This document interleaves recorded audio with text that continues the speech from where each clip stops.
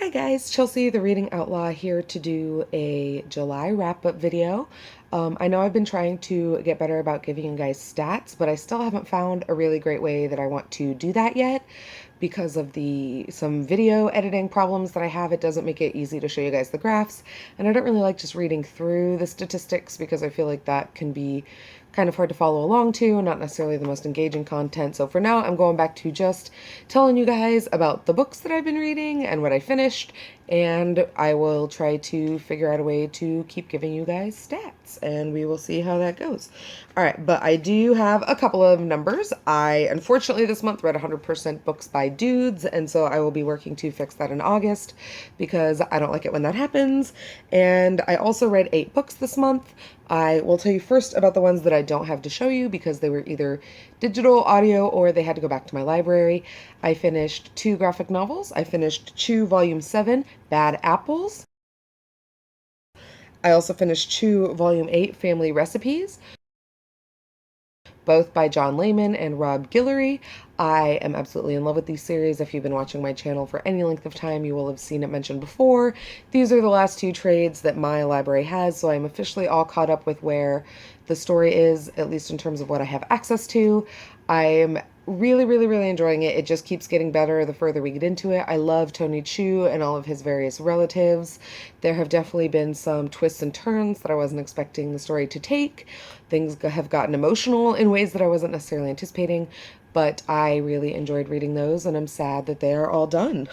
I also read The Hero of Ages by Brandon Sanderson. This is the third in the Mistborn book.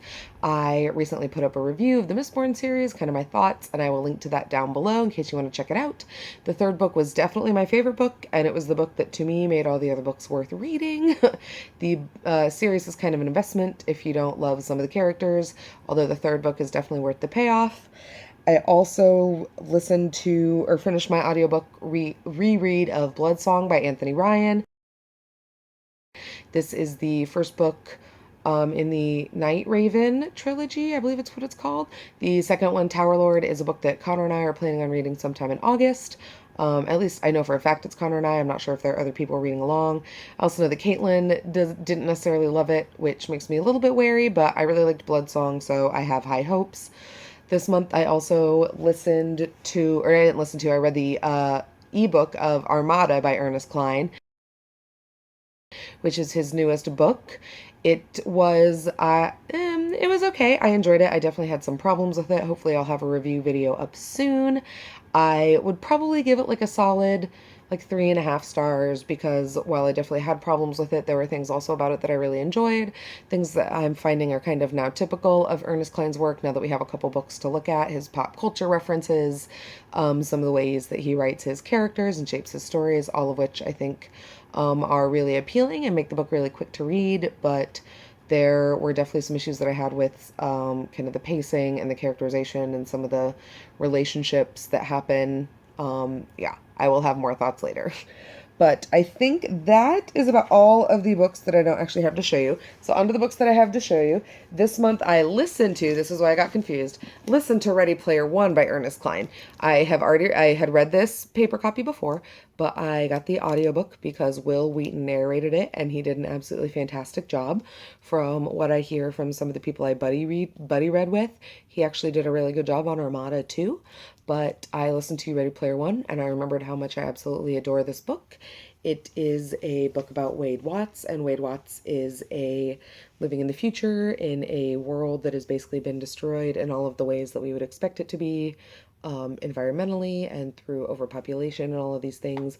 So the vast majority of people escape into a virtual reality internet called the Oasis that is basically the internet and every video game you've ever imagined kind of have a baby together, and it's virtual reality.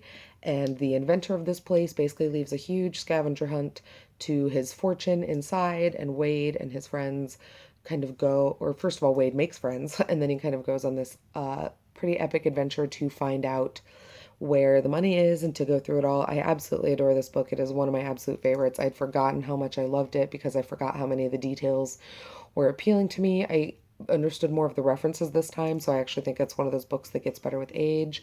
And if you haven't read it yet or listened to it yet, I would most definitely recommend that you do so. Also this month, I read American Gods by Neil Gaiman. If you watch my Wednesday update, you'll have heard some of my thoughts, which are basically that I liked it. It was like a solid 3 stars. I didn't love it. I definitely had some issues with some of the ways that the plots wrapped up and the way that it ended. I felt a little bit gypped and maybe like things had copped out a little bit. I don't want to spoil anything by getting too specific, but I didn't absolutely love it. I do like Gaiman's writing, and I like his quirky little brand of weird, so that didn't bother me, but on the whole, I was just not necessarily the biggest fan. Also this month, I finished Dead House Gates by Steven Erikson. This is the second in the Malazan Book of the Fallen series.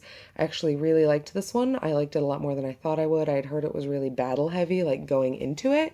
So I was expecting to not like it very much because that's not necessarily something that's like super appealing to me.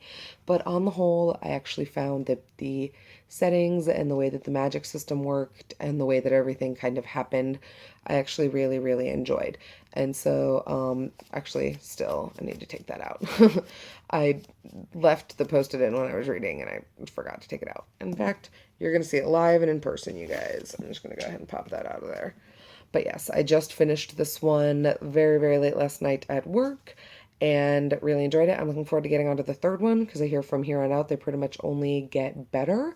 And since I actually really liked this one, I'm looking forward to seeing how else, like to see what comes next. So yeah, and I believe that just about wraps it up. Let me double check my notes because I can't do anything without them.